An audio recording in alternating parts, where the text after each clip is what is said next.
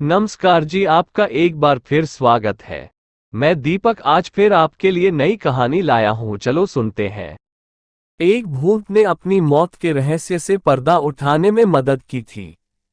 मृतक महिला को उसके ही पति ने बेहद शातिर तरीके से मार डाला था। लेकिन भूत ने सपने में आकर अपनी मौत के रहस्य को खोल दिया। वॉशिंगटन, अमेरिका में एक भूत ने अपनी मर्डर मिस्ट्री सुलझाने में पुलिस की मदद की थी। यह घटना अमेरिका के वेस्ट वर्जीनिया राज्य में ग्रामीण क्षेत्र ग्रीनबियर काउंटी में आज से करीब 124 साल पहले घटी थी। इस काउंटी में इरास्मस एडवर्ड शू नाम का एक लोहार रहता था। उसकी 3 महीने पहले ही एल्वा नाम की एक महिला के साथ शादी हुई थी। जनवरी 1897 की एक रात एडवर्ड ने अपने पड़ोस के एक लड़के को काम करने वाली जगह से घर भेजा ताकि वह देख सके कि उसकी नई नवेली पत्नी को बाजार से कुछ चाहिए तो नहीं। जब यह लड़का ग्रीनबियर काउंटी में उसके घर के दरवाजे पर पहुंचा तो उसने एल्वा को सीढ़ियों के नीचे पड़ा पाया। एक पल के लिए वह लड़का ठिठक गया। उसे समझ नहीं आ रहा था कि वह क्या करे। उसने एल्वा को सीधा किया और चेक करने की कोशिश की कि आखिर हुआ क्या है। एल्वा का सिर एक तरफ झुका हुआ था। पहले तो उसे लगा कि एल्वा शायद सो रही है। वह चुपचाप उनकी ओर बढ़ा और मिसेज शू कहकर उन्हें जगाने की कोशिश की। कोई जवाब न मिलने पर वह घबराकर वहां से दूर चला गया और अपनी मां को इस बारे में बताया। पड़ोसी महिला ने डॉक्टर और सरकारी अधिकारी को बुलाया। पड़ोस में ही रहने वाली उस लड़के की मां ने एल्वा को बेसुध पड़ा देख स्थानीय डॉक्टर और सरकारी अधिकारी जॉर्ज डब्ल्यू कन्नप को बुलाया। सूचना देने के लगभग 1 घंटे तक कन्नप घटनास्थल पर नहीं पहुंचे, लेकिन तब तक एडवर्ड शू वहां पहुंच चुका था। वह अपनी पत्नी के शव को वहां से उठाकर बेडरूम में लेकर गया। उसे नहलाया, कपड़े पहनाए और बिस्तर पर लिटा दिया। उसने अपनी पत्नी के मृत शरीर को एक ऊंचे कॉलर वाले कपड़े पहनाकर दफनाने के लिए तैयार किया और उसके चेहरे पर पर्दा डाल दिया। 5 पति ने मृत पत्नी के शरीर की पूरी जांच नहीं करने दी। इस दौरान सरकारी अधिकारी और मौत के मामलों को देखने वाले स्थानीय डॉक्टर जॉर्ज डब्ल्यू कन्नप भी पहुंच गए। उन्होंने मृतक महिला के शरीर की जांच शुरू कर दी। उस दौरान पति एडवर्ड शू अपनी पत्नी के सिर को गोद में रखकर रोता रहा।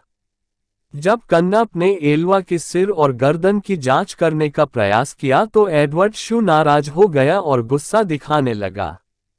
कन्नप शू को नाराज नहीं करना चाहते थे, इसलिए वे चुपचाप वहां से चले गए। उन्होंने एल्वा के बाकी शरीर की जांच के दौरान कुछ भी गलत नहीं पाया था। डॉक्टर ने मौत के कारण को बेहोशी और प्रेगनेंसी से जोड़ा। कन्नप कुछ हफ्ते पहले के एल्वा का इलाज भी कर रहे थे, इसलिए उन्होंने मृत्यु के कारण को अचानक आई बेहोशी करार दिया। उन्होंने बाद में इसे गर्भावस्था से जुड़ी परेशानियों से जोड़ दिया। एल्वा के शरीर को लिटिल सेविल माउंटेन के उसके बचपन के घर ले जाया गया और दफनाया गया। ताबूत में भी एल्वा के सिर और गर्दन को शू ने किसी और को ना तो छूने दिया और न ही देखने दिया। हालांकि उसके इस अजीब व्यवहार को लेकर वहां मौजूद लोगों में कोई शक नहीं पैदा हुआ। एल्वा की मां को अपनी बेटी की मौत पर नहीं था यकीन। एल्वा की मां मैरी जेन हिस्टर को छोड़कर हर कोई इस मौत को प्राकृतिक मान रहा था। वह शू को कभी पसंद नहीं करती थी और उन्हें बिना सबूत के भी यह यकीन हो गया था कि शू ने ही उसकी बेटी की हत्या कर दी है। पर बड़ी बात यह थी कि सिर्फ एल्वा ही बता सकती थी कि उसके साथ क्या हुआ था। ऐसे में मैरी जेन हिस्टर ने एल्वा की आत्मा से बात करने का फैसला किया। उन्होंने आत्मा को बुलाने के लिए कई विशेष पूजा और प्रार्थनाएं शुरू कर दी। कई हफ्तों तक सुबह शाम प्रार्थना करने के बाद उसे एल्वा की आत्मा से उत्तर मिला। मां ने अपनी बेटी की आत्मा को बुलाया। हिस्टर ने दावा किया कि उसकी बेटी उसे अपनी कहानी बताने के लिए लगातार 4 रात सपने में दिखाई दी। उन्होंने कहा कि आत्मा पहले एक उज्जवल प्रकाश के रूप में प्रकट हुई, धीरे धीरे एक मानव रूप लेकर अपनी कहानी बताने लगी। इस दौरान पूरा कमरा ठंड से भर जाता था। लगातार 4 दिनों तक एल्वा की आत्मा ने अपनी मां को सपने के जरिए पूरी कहानी शुरू की। एल्वा के भूत ने बताई अपनी मौत की पूरी कहानी। एल्वा के भूत ने उसकी मां के सामने कबूल किया कि शू ने उसके साथ क्रूरता की और दुर्व्यवहार किया। एक रात जब एल्वा ने रात को खाने में मीट नहीं बनाया तो उसने एल्वा पर हमला कर दिया और मारपीट की। शू ने मारपीट के दौरान एल्वा की गर्दन तोड़ दी थी, जिसके बाद एल्वा के भूत ने अपना सिर पूरी तरह से पीछे घुमाया और वहां से चली गई। इस घटना के बाद एल्वा की मां पब्लिक प्रोसिक्यूटर जॉन प्रेस्टन के पास गई और मामले को फिर से खोलने की अपील की। प्रेस्टन ने भूत के बारे में उसकी कहानी पर विश्वास किया और आसपास के लोगों से पूछताछ शुरू कर दी। सरकारी वकील ने शव को कब्र से निकलवाकर जांच करवाई। शू के पड़ोसियों और दोस्तों ने एल्वा के अंतिम संस्कार के दौरान उसके अजीब व्यवहार के बारे में सरकारी अभियोजक प्रेस्टन को बताया। डॉक्टर कन्नप ने भी स्वीकार किया कि उन्होंने एल्वा के शव की पूरी तरह से जांच नहीं की थी। प्रेस्टन के लिए ये दोनों बयान शव के फिर से परीक्षण के आदेश को पाने के लिए पर्याप्त थे।